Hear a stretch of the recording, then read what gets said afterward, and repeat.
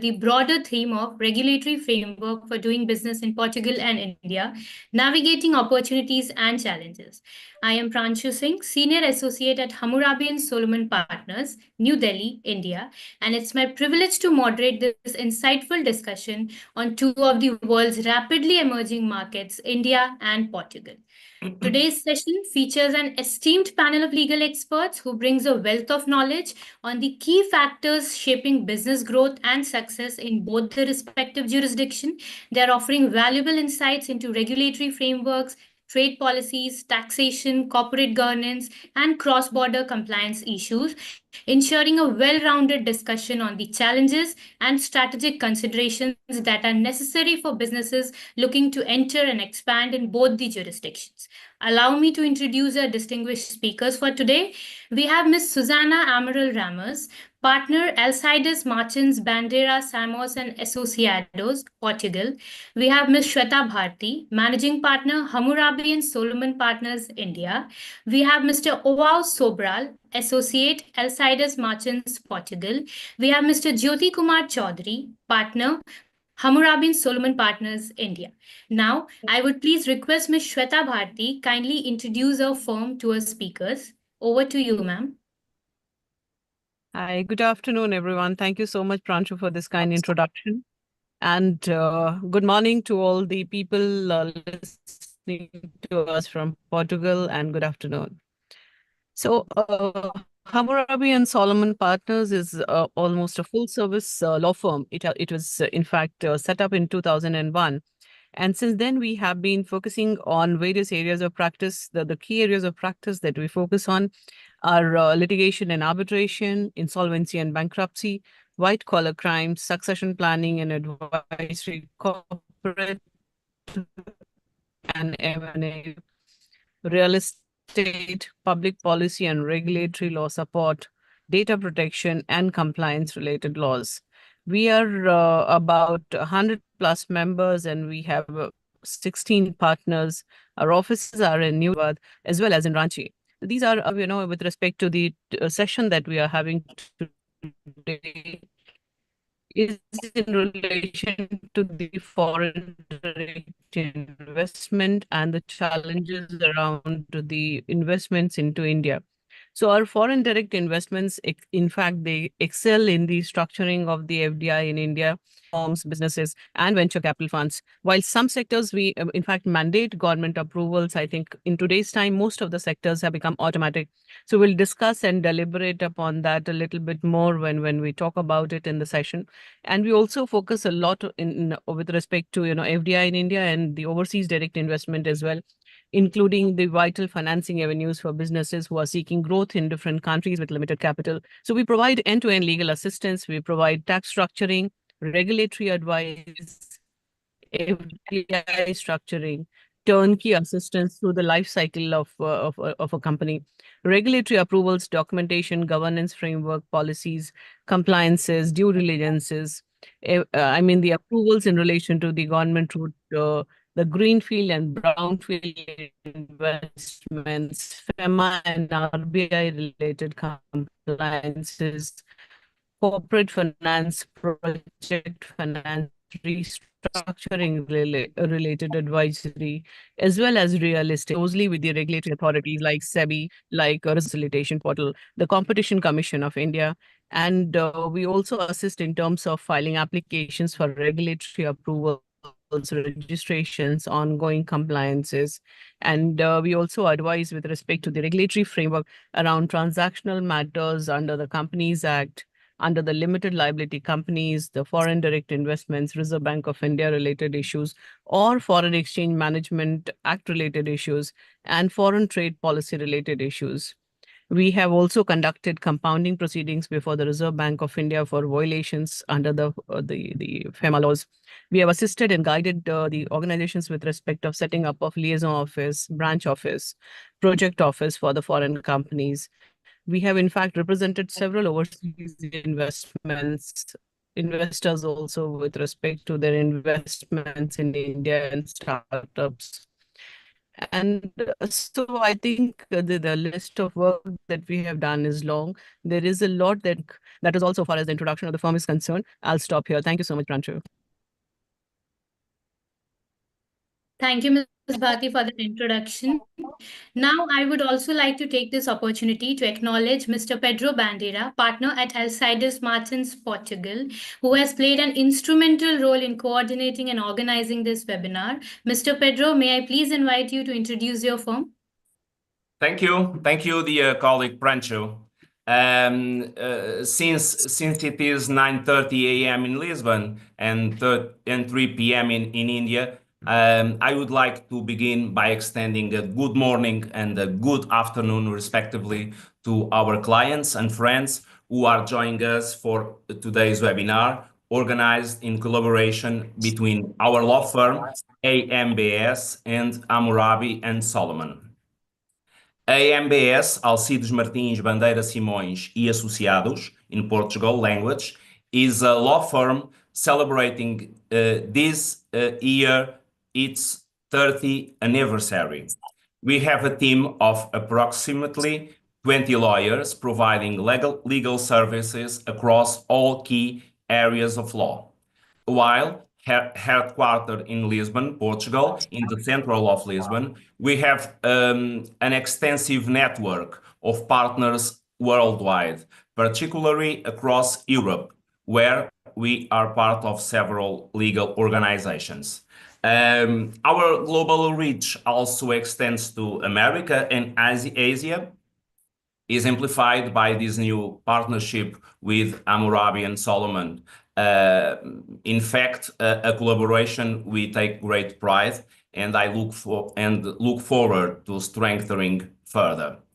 This year, on May 30, we will be hosting an important international conference in Lisbon by Globus, is an international organization of law, and the team is focusing in the economic regulation, ethics, and innovation, a topic linked to the emerging concepts of environmental, social, and governance.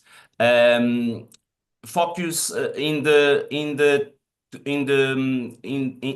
today, the goal of this webinar is to exchange experiences and insights on business and investment opportunities between Portugal and India. These two nations share a long-standing and close relationship fostered over the centuries in various ways. Thank you all for joining us, clients and friends, and we hope you find the contributions of our speakers both insightful and valuable. Thank you, Pranshu. Thank you, Mr. Pedro, for that insightful introduction. Now, before we move ahead, just allow me to take our viewers through a very brief history to the bilateral relationship that both the jurisdictions share.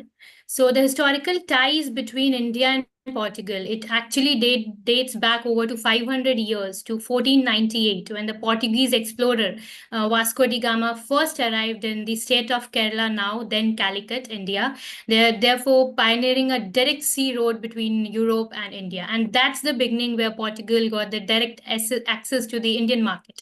Now, fast forward to the modern times, the diplomatic relation between India and Portugal has experienced various phases. There were complexities post-independence 1947.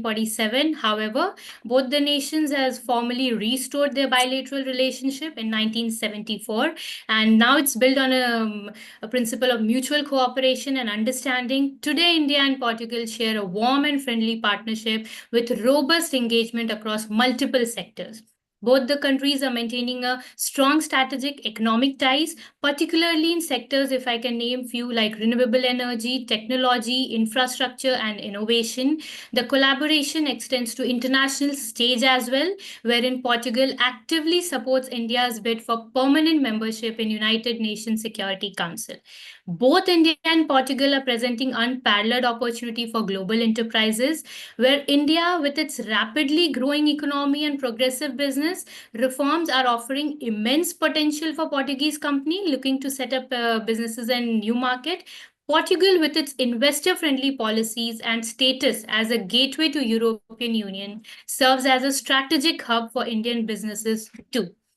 Now, there are significant number of companies, Indian companies working in Portugal, Portugal companies in India. If I can name a few, MGM Group of India, that is associated with hospitality sector, Mahindra, a household name in automotive and technology. Then we have major IT companies in Portugal, Wipro, the HCL Technologies and Tata Consultancy Services. Then additionally, Zomato, a very well-known food delivery platform that is bringing innovation to food service industry in Portugal. If I can name few prominent Portuguese company in India, Vision Box, it's a leading technology solution provider. Then we have Petrotech Group, a retail petroleum and oil distribution company. Hence, this webinar is a sincere attempt to offer actionable insights on key factors that are influencing the business success in both of these emerging markets. They're providing strategies, best market practices for market entry, expansion, for regulatory navigations, and building resilient local partnerships. Now, before we deep dive into the discussion with our speakers, just allow me to provide a brief overview to why India is a compelling investment destination as in 2025. So, guided by its 2047 vision of Viksit Bharat, that is uniting industry, innovation, and gender equality for global prosperity, India is presenting significant opportunities for both the foreign investment driven by large domestic market and also the favorable government policies that it offers. If I can name a few, fastest growing economy in world, India is the largest consumer base with 1.4 billion population. India has ranked recently 63rd in ease of doing business. Apart from that, the connectivity that India offers to Central Asia and Europe via the international North-South transport corridor, then the connectivity it offers to the Gulf region via the India, Middle East, Europe economic corridor. Apart from that, major booming sectors that are wanting investments and are preparing India as a technology hub, as an investment hub, health, innovation, pharma, education, AI, data privacy, information technology, we have manufacturing, we have banking and finance sector. Apart from that, there are a few common sectors where trade in India and Portugal are already at peak. I can name a few of them like mineral products, machinery, appliances, cotton, jewelry, and precious metals. So the benefits that both the jurisdiction offer to each other. It can be double taxation avoidance agreement, prevention of fiscal evasion that exists to facilitate smooth trade. Then the benefits that both the nations are acquiring from the MOUs that have been signed between both jurisdictions, like Invest India and Startup Portugal. So the slide that is presented, this is actually a graphical representation of India's top export and import to Portugal, the financial year 2022 to 23, with mines, fuels, oils, distillation products forming the major part of exports and imports. I'm just briefing the audience through the investment opportunity and the regulatory advantages that are available when it comes to investment in India. So apart from the rapid economic growth that we already dealt with, there are various supportive governmental initiatives providing 100% FDI in automatic sectors. We have the production-linked incentive program. We have the special economic zone offers that are that are providing incentives, and this will be dealt by our Indian counterpart at later stage in detail. We have regulatory advantages. To name a few, the labor reforms, the tax reforms it offers, the customs and the taxes. Then we have multilateral convention on tax measures that tackle issues like base erosion and profit shifting. Apart from that, there is a national infrastructure pipeline. This aims to boost the economy to create more employment opportunity in different sectors, provide better infrastructure for all the sectors, and enhance the ease of living for its citizens. Then we have the Make in India initiative.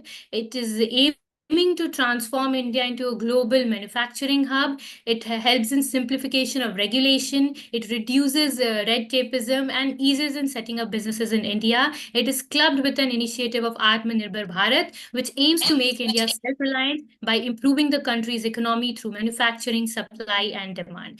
The free trade agreements that are existing that often provide zero duty entry into Indian market for various products, enhancing competitiveness, seamless operation in Indian jurisdiction. Then we have the Startup India scheme. It is government-backed funding that actually incentivizes the entrepreneurs to come up with their startup ideas. We have tax holidays for 3 consecutive years for eligible startups. Then the startups have been given the liberty to self-certify the compliances. They have various government contracts without prior experience or turnover requirements. Apart from that, there are various other initiatives. Few are displayed on screen here, such as Nidhi, the Startup India Investor Connect, that is an AI-based platform. Then we have the Atal Innovation Mission that supports around 3,500, more than 3,500 startups. So these are few that I have touched upon. Obviously, our speakers are going to deal with it at a great length at the later part of the webinar. Now let's dive into the conversation, hear from our expert speakers, and explore the intricacies of cross-border business between India and Portugal. May I please request Ms. Susana to share her insights on why we should invest in Portugal, how can an investor create a company in Portugal, what are the special requirements that are necessary, and if you wish to speak on a special regime that is open for special investment in Portugal. Over to you, Ms. Susana. Thank you, Pranshu. Good morning, good afternoon to all.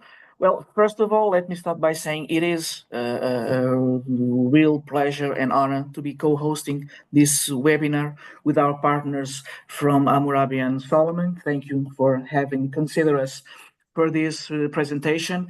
And our main goal will be to spur your curiosity, mostly to create doubts.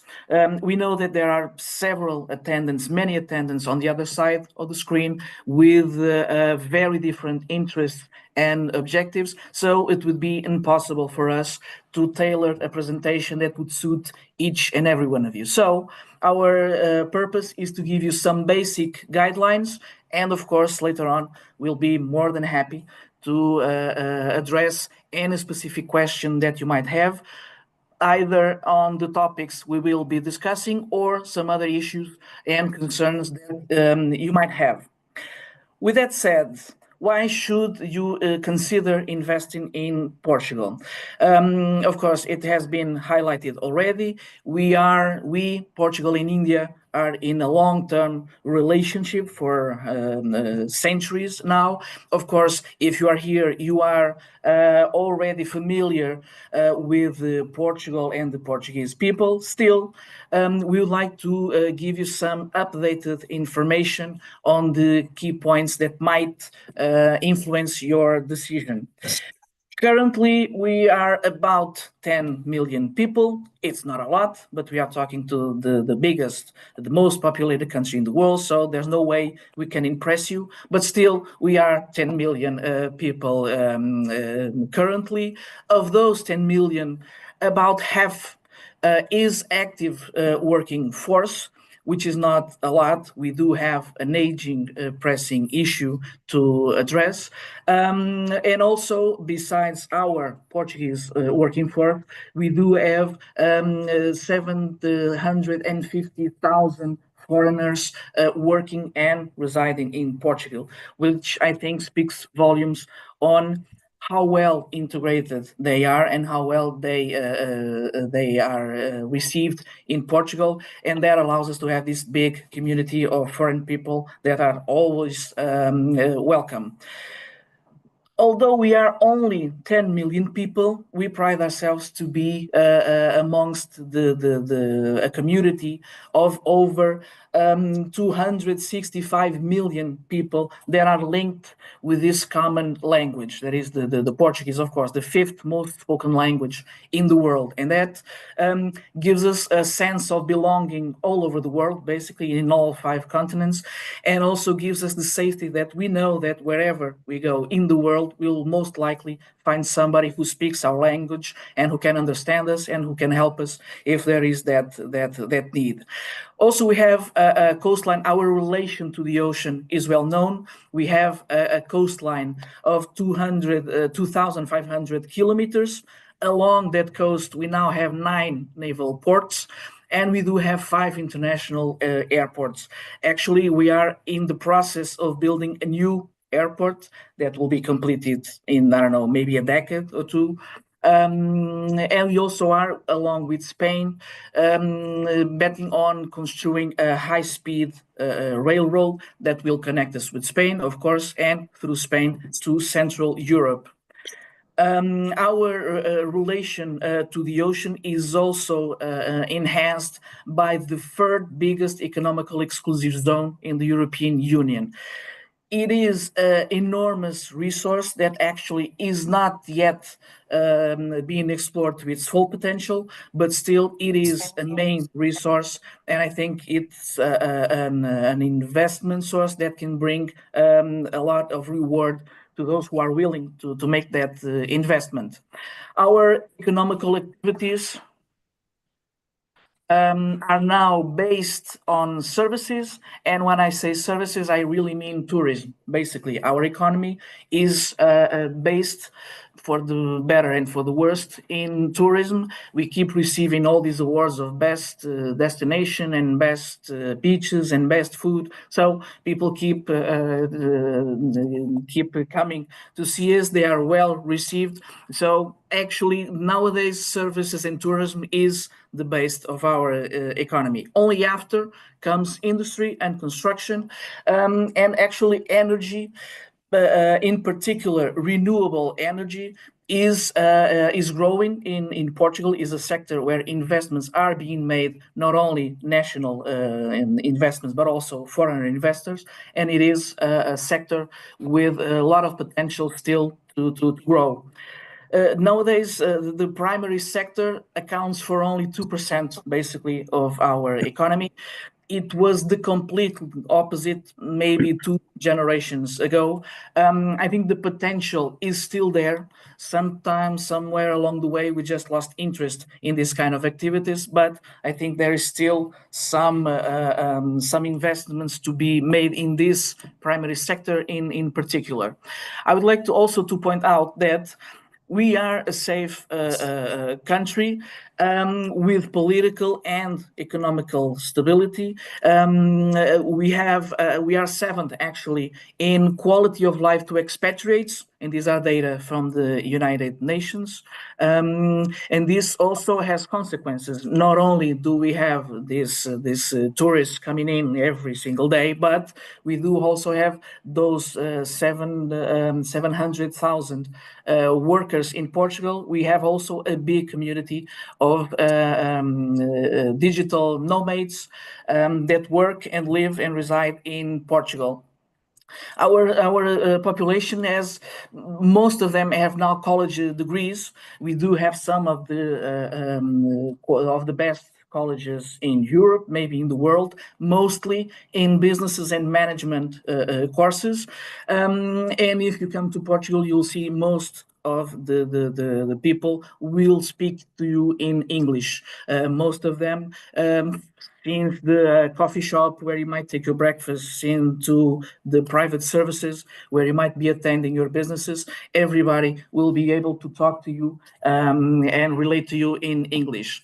An interesting data is also that we are currently 2nd in 68 countries that integrate OECD. We are 2nd in international direct investment, which is particularly relevant to our webinar today. And it's proof that many countries still consider Portugal as a good investment and are still willing to invest in us. I think an important selling point for us is also our strategic position in Europe and in the world. We are members of the European Union since '86. And just that fact gives us access to a 500 million market. And it is a free market, not only to investors, but only to workers and students and capital that can circulate amongst this enormous market with no restrictions and no limits. Also, because we are members of the Schengen Treaty, once you enter legally into this space, you also have access to 29 countries that are currently the members of this Schengen Treaty. We were in 2001, we're also amongst the first group of countries that have introduced the single currency. At the time, there were fewer countries. Today, this single coin serves around 350 million, give or take, of people in Europe, and its value is currently almost equivalent to the dollar. I'd like to also mention that in '96, we founded this association CPLP, and what this is an association, of course, of countries of Portuguese speakers. Nowadays, maybe around 3,005 million are included in this community in all continents, and that gives us an enhance of our global position, along with the enormous communities we have in North America, and of course through this association, our link to Brazil also gives us some advantage in Central and Southern America also. This is why you should invest or consider invest in Portugal. Let me try to tell you how you can make those investments. Well, first of all, you don't really need to be in Portugal to be an investor, nor do you need to be a Portuguese citizen or to be associated with a Portuguese citizen to do so. Of course, you can do if you will, but it's not a requirement. Basically, we do not discriminate nor create any restrictions to investors or to where the investment money is coming from. Tax law might treat you differently if you are or you are not a resident in Portugal, but the origin of the capital is not an issue in Portugal. If you do want to be in Portugal, there are several ways that you can come in legally. Of course, illegally there are as many as legally, but this is not an immigration webinar. We won't get much into it. I know our partners will also address some, at least, of these topics. So I'll just shortly say that you can be temporary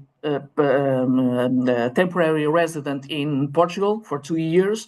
You can apply for a golden visa. I'm sure you heard of this before, that residence permit by investment are this golden visa, which basically allows you to apply if you are willing to invest at least 500,000 euros, either to create a new company or to invest in an already existing company, or maybe if you want to invest in scientific activities, is also a requirement to apply for this visa. And then, of course, we have the startup visa. It is a fast track, if you will, to get a permit to reside in Portugal. And you must know, we love startups in Portugal. Now we have a thing in Lisbon called a unicorn factory. So but the idea is to create the conditions to nurture and allow startup companies to start, of course, and to expand and still keep based in Lisbon. And the idea is that this factory will pour dozens of unicorns every year. We have some. But I don't think it's yet a real factory in the sense that we know a factory works. Also, we'd like to point out that we host since maybe 2016 The Web Summit, the world-known Web Summit, will keep doing so until at least 2028, and is, of course, a great opportunity for investors to meet with inventors that usually have the ideas but often don't have the capital to see them through. So it's a good opportunity for both ends. We are trying to create a suitable condition and a suitable environment to investors, either by creating these easy ways to get into Portugal and to get the investment, either to provide a safe and an abundant market for them to sell and to explore their businesses. If you do choose to invest in Portugal, you don't have to, but you should have a company incorporated. And what that means is you have your assets, your personal assets, and your other activities protected, and it is a sign of trust to the markets. Of course, it makes investment a lot easier if you do have a company. And it is quite easy and fast to create a company nowadays in Portugal. You need to have a tax ID number, but with that and online, you can initiate the procedure to get a company incorporated. You need to choose the name, of course, but at the same time that you are incorporating the company, you can have a trademark registered and a website also registered at the same time. You need to choose the head office that needs to be in Portugal, of course, and you choose the share capital and the activity that you are willing to pursue. And with that, maybe not overnight, but within a couple of days, you will have your company ready to get to work. Most of our activities do not require special licensing to be pursued. And when they do, it's most notice and not an authorization. And what this means is that when you are willing to start an activity, you notify the regulatory authorities and you start your businesses. Sometime along the way, somebody from the regulatory bodies will pay you a visit and will hold you accountable to your word and will make sure that you are complying with all rules and regulations. But by then, your business is already expanding and growing. So it's a very easy way and a way to make liable those that want to invest. These are class 3 activities. These classes are based on risk they pose to the environment and to the public safety. These class 3 activities pose a minimum risk of hazarding the environment or public safety, so they don't need that authorization. Class 2 activities, on the other hand, and class 2 are basically industries, small industries that you want to invest in.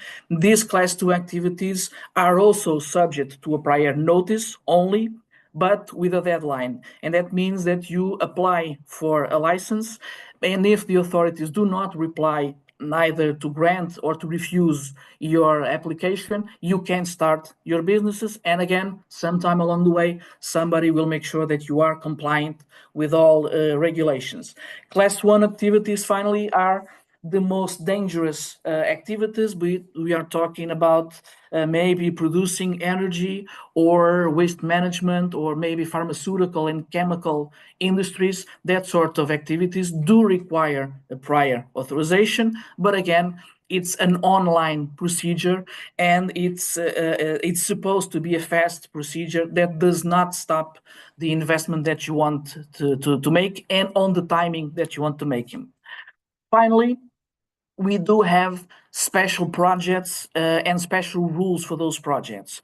You have a special project if your investment is at least 25 million euros, if your project will create at least 50 jobs, direct jobs, and you need to prove to this committee that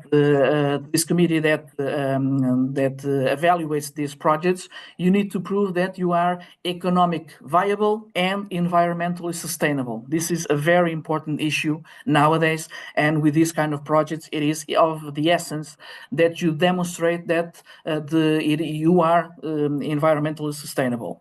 Within these special projects, there are more special projects that is meet the exact same requirements, but the installation is out of our big cities, and that also as a special procedure to make sure that the investment is made and that we create the conditions to accommodate what the investor wants to do in Portugal. I'm not sure if I am out of line already. It's very difficult to get a lawyer to shut up, but let me just ending by, at risk of sounding a bit like a TV commercial, but I do think and I do encourage you to invest in Portugal. There are still many opportunities to invest in many different areas. And of course, with big opportunities also comes big rewards. So I would invite you all to come and visit and to come invest in Portugal. So thank you all for your time, and Pranshu, back to you. Thank you, Ms. Susana, for those insightful inputs. Just a last minute update. So Ms. Shweta Bharti is actually held up in urgent court hearing, a last moment hearing. So I'll be stepping in and substituting her for the day.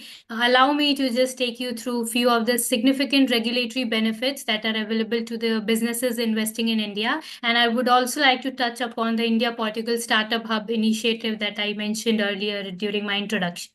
So apart from the global ranking that we already discussed for India being the third largest startup ecosystem in world, the ease of doing business that comes along with the investment incentives in India. Few of the factors, if I can mention, are it removes the incorporation fee for companies with authorized capital up to 15 million in Indian rupee. Then digitalized trade processes and improved ports have significantly reduced the time and cost in international trade. The online building permission system and the implementation of national single window system that streamlines the approval process and reduce the permit cost. Further, it enables the ease of doing business initiative. Then investment improved logistics, reducing supply chain cost from 14 to 9% of GDP. They have further simplified the compliance landscape in India. Apart from that, there are various labor law reforms that are actually pressing issue right now in Indian jurisdiction, wherein India provides the lowest labor cost in Asia with a minimum wage of around $65 per month, US dollar per month, read as 62.37 euros. Significantly lower than the developed countries. Apart from that, recently there has been a consolidation of 29 labor laws into 4 comprehensive codes. I can name them: codes on wages, industrial relation code that streamlines labor relation, dispute resolution. We have occupational safety, health and working condition code that ensures safe and healthy working conditions. Then we have code on social security. These were introduced in 2019, still at the implementation stage. However, they have streamlined the compliance landscape compared to the earlier 29 legislations that we had. Apart from that, the social security agreement further eases the social security obligation on cross-border and international workers. Now moving on to foreign direct investment. India has implemented a policy of 100% FDI in automatic sectors. If I can name the category, that is inclusive of manufacturing, e-commerce, IT, and telecommunication. It has to also be noted that compliance with the Companies Act and Foreign Exchange Management Act has also to be dealt with. Then there are Foreign Investment Facilitation Portal, the FIFP portal. It's a single window platform for processing the FDI application and further simplifies the approval process. Then we have tax reforms. It further incentivizes the business to operate seamlessly in India. It has reduced the corporate tax rate to 22% for domestic companies and 15% for the new manufacturing hubs in India. Then 100% tax holidays are provided on export profit for the special economic zone unit for the first 5 years and 50% for the next 5 years. Then there's an implementation of GST, a single streamlined tax system that replaces multiple state and central taxes, further simplifying the process. We have corporate social responsibility deductions provided under the Income Tax Act, and the angel tax concept, that the taxes funds that are raised by startups if they exceed a particular market value. Apart from that, if I can just move on to the India-Portugal Startup Hub, it's a collaborative initiative between both the jurisdiction. It bridges the startup ecosystem between both. However, it was conceptualized following the signing of an MOU between Startup Portugal and Invest India, and it was back then in February 2020. It was aimed at providing favorable business environment, necessary guidance to startups for promotion, sustainable growth for their businesses in India. Apart from that, the hub is a one-stop platform to foster joint innovation, strengthen bilateral ties, and create synergy between the two companies. Now let's move on to our Portugal counterpart. May I please request Mr. João Sobral to kindly shed light on, give us an overview and explain the key aspects of Portuguese tax system. If you also wish to apprise us about the tax incentives in Portuguese tax system for foreign investments, and also what are the implications of being a member of European Union. Mr. Sobral, up to you now. Yes, of course. Good morning to everybody and good afternoon to our Indian viewers. First of all, it's my pleasure to be here with our partners of Solomon and Hammurabi, and referring to your questions and trying not to take too long.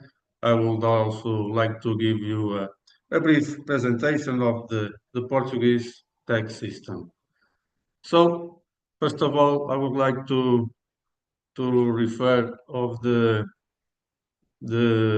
type of taxes that are our main compositions. We have our direct taxes that are the IRC, which is the main focus of this presentation, which represent the earnings of the companies. And we have also the IRS, which is the personal income tax.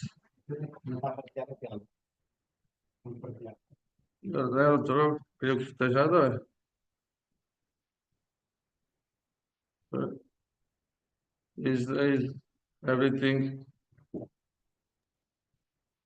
So are you all watching my screen? Yes, Mr. Sobral, it's visible.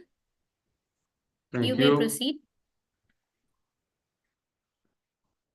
So besides the direct taxes, we have the indirect taxes, or the consumption taxes that are applied to the transactions, which is usually the VAT in the international terms, which is our IVA. And besides that, we have the Imposto do Selo, which is a residual tax, our oldest tax, that is applied when IVA is not applied. And we have the third big group is the property taxes that are inside, they are applied to your belongings. It is important to contextualize that we are within a bloc. We are the member of United Nations and of course of UA. Just a second.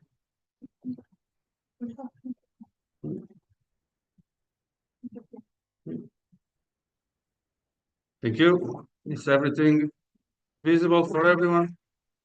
It is visible. You may proceed, Mr. Sobral. Thank you very much. Just like I was referring, we are within a bloc. We pertain also to the European Union and of course the OECD. As you also, even though you are not a member, you also help within the OECD.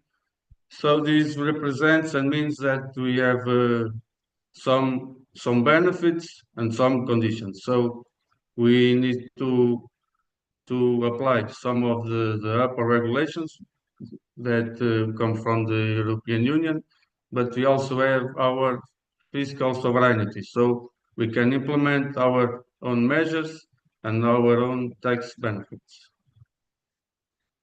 And of course, as we have already talked about, we have an agreement, a direct agreement between India and Portugal, which facilitates the investment. It is very important.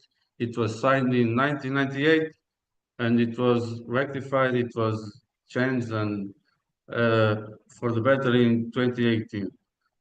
This represents a lot of stability and transparency for both parts, for the investment in terms of communication and facility, and even in lowering tax rates. Talking about tax rates, we have right now a tax rate of 20% and 60% for small and medium companies that for their first 50,000 euros of profit. Some key pillars of interest, even though there are some more, but I believe that these ones are a good overview to represent. Firstly, I can speak about the CFD, which translating means the system of tax incentives for business, research and development.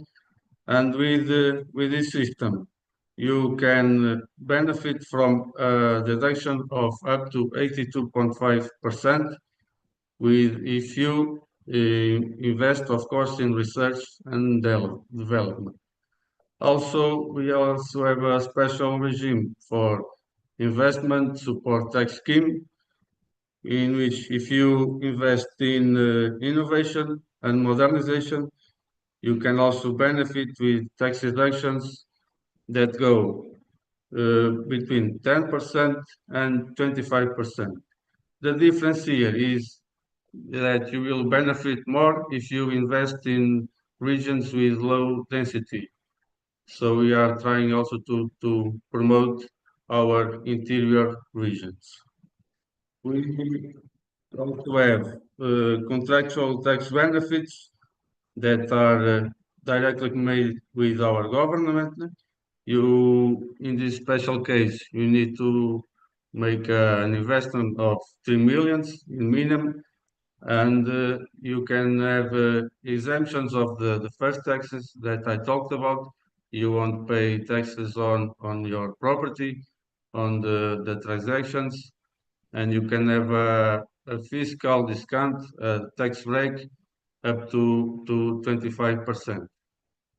We also have a special zone. It's called the CINM, which is in Madeira, which is our biggest island nearby. And if you comply with certain criteria, with certain specific measures, you can benefit of a IRC tax of maximum of 5%. And of course, there are some measures that you need to conclude, and you need to make some minimums of investments and, of course, also production of jobs. Besides from that, now in speaking in IRS terms or the personal terms, we also have a benefit to trying to captivate the new and the highly specialized professionals. So if you have a certain type of degree, if you come to talk to and live in Portugal, you can benefit from a straight tax of 20% from 5 years. I would also like to refer that in 2025 we made some changes with our state budget. The main one is maybe the young IRS program where the youth who comes to work to Portugal can benefit during 10 years with a maximum of 35 years. You can benefit in the first year, you can benefit of a tax break of 100%, the second to fourth of 75% reduction, and so on, reducing until you comply and reach 10 years of benefits or 35 years of age.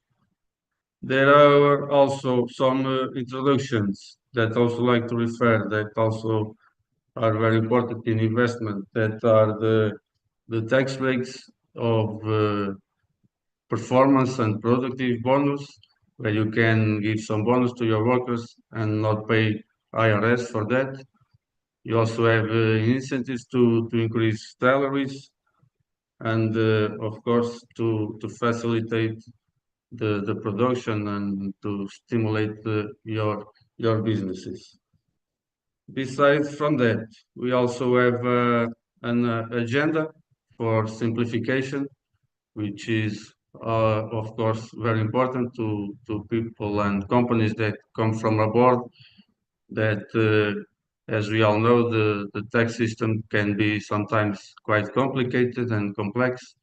So we have a compromise in simplify everything and facilitate all the communications between companies and Portugal. So we have a plan with 30 measures to be applied. Besides from that, we also have the goal and the compromise of the reduction of the percentage of the tax rate. So this year we made a reduction of 1%, and we have the goal of continuing to reduce that percentage. And with this, I finish my brief presentation. I hope it was helpful, and thank you very much for your time. And so back to you, Pranshu.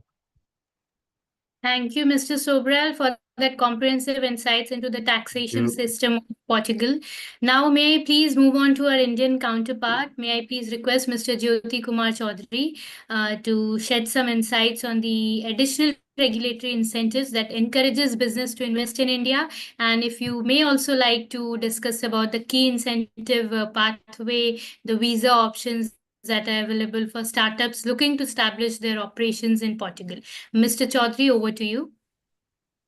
Thank you, Pranshu. Thank you so much. Being the last speaker, I'm left out with very little. And I would coincide with Susana, who in inception itself says that the purpose of this program is to incite curiosity, queries, and questions. And I mean, it's such an elaborate subject. So that, I mean, the time is so less that the less we say, it's large.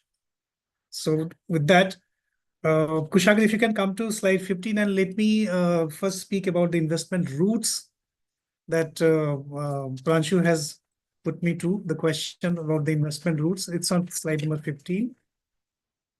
Yeah. So investment routes into India. I mean, this is quite similar to what Susana you have explained. Like there are certain automatic routes where there are, you can just put your money. The businessman could put their money, and then there are certain compliances. You need to inform the regulatory agencies, and then you can carry forth your business. 100% in these sectors, like you can see here, manufacturing, agriculture, etc., even logistic business, they could have 100% FDI, foreign direct investment in India. The 100% shares can be held by the foreign people. One concern, only one regulatory requirement is there, that the directors who are to be there in the company, if it is a company, they have to be, at least one of the directors should be of Indian resident. I repeat, it's Indian resident, need not be Indian citizen. So residential criteria depends upon stay of that person in India for 180 days or 6 months period prior to having applied as an Indian director. So that is the requirement. So one route is the automatic route where the money comes in, and then just you need to file certain forms for the purpose of informing the regulatory bodies, regulatory authorities. Then the second route is government route, or like you mentioned, prior approval from the government before investing into those sectors. You had 3 classes. We have 2 classes, automatic route and government route. So these sectors could be defense, aviation, media, telecommunication investments, which are very strategic to government regulation or government sovereignty. So these are the aspects of automatic route and government route. Of course, prior approval when government from Government of India is required, we are there to assist. And even with respect to compliance in the automatic route, we are there to assist. You need some assistance to submit the information to the regulatory authorities so that your automatic route as well as the government route are compliant. Now, moving on to the next question that Pranshu put me to is the regulatory advantage. So if you come to slide number 13, yeah, we were here. So these are few of the regulatory advantages, or rather I would say these, the structure of Indian regulatory scheme provides them. So one is production linked incentive scheme. This applies to sale of goods. This provides for financial benefits to sale of goods manufactured in India. And it could range from 4 to 6% on the quantum of sale or incremental sale within a period of 5 years, span of 5 years. So in the first year, if there is a sale, next year there is an incremental sale. On the incremental sale, the seller gets this financial benefit from the government. So this is production linked incentive scheme. This is one of the aspects. Special economic zone. So there are certain economic zone developed in India or earmarked in India, similar to Portugal as well, where goods coming in that, goods coming in those particular SEZ area, they are free from import duty. It is considered to be still in the import area. And only when the goods are taken out to the domestic tariff area, they are then attracting import duties. Or supposing if they are brought into SEZ area only for the purpose of producing another product, and that product is then exported again, there is no import duty or no custom duty at all. So that's benefit one gets when operating into the SEZ or special economic zones. And then as a direct tax exemption is there. So that is another benefit. Just a moment, stay on that page itself.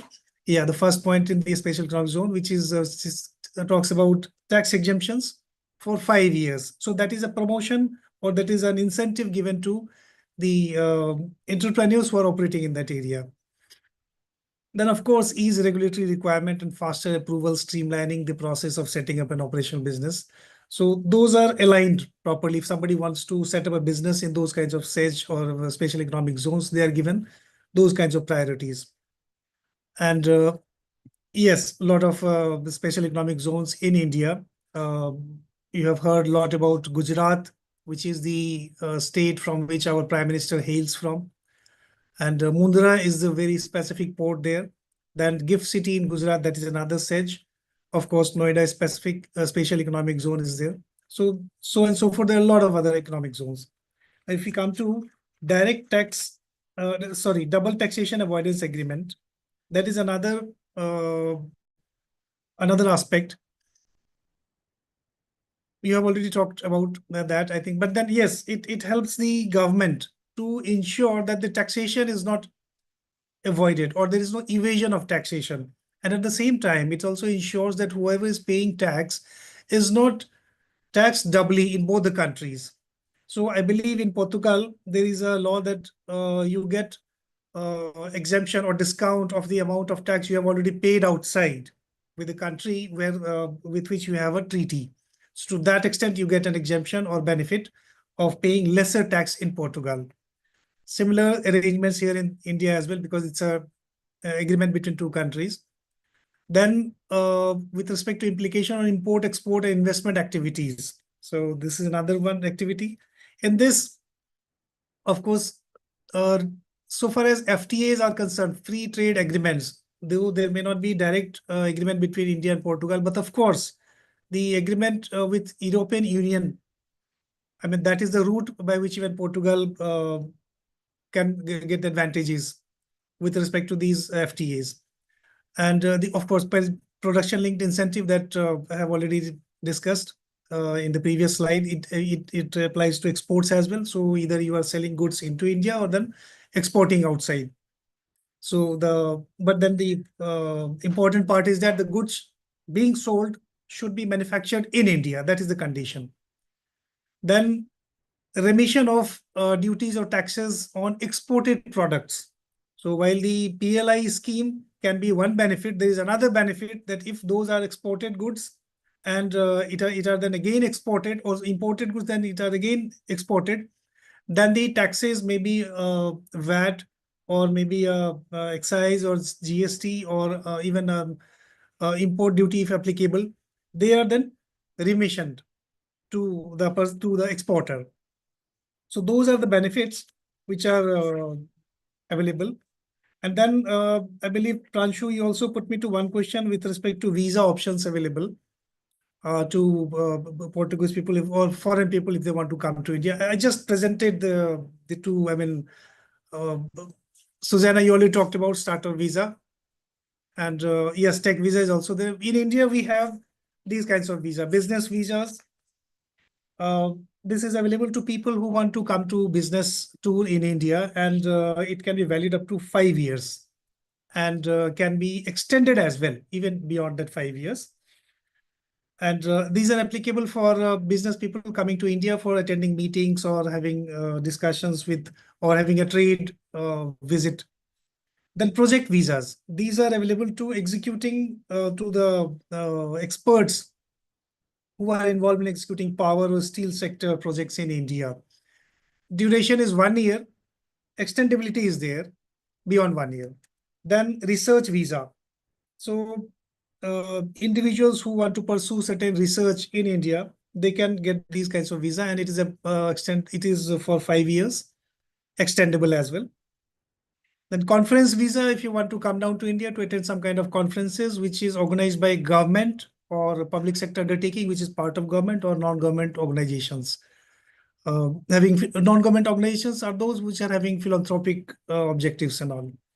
So these are a few of the aspects on with respect to visa entry, facilitating people to come to India. Now, I think I'm not left out with any further time. So over to you, Pranshu. Thank you for this opportunity. Thank you, Mr. Chaudhary, for those insightful inputs. So with this, we mark the end of the session. Thank you to all our esteemed panelists for their insights, and to our audience for their patience and engagement. Today's discussion highlighted the immense business opportunities in India and Portugal, and also the importance of cross-border collaboration. We hope this session provided valuable takeaway for your ventures. Thank you. Have a great day ahead. Thank you. Thank you so much. Thank you. Thank you all. Thank you all. Have a great day. Thank you. Thank you. It was a pleasure. Thank you. Thank you. Thank you. Goodbye.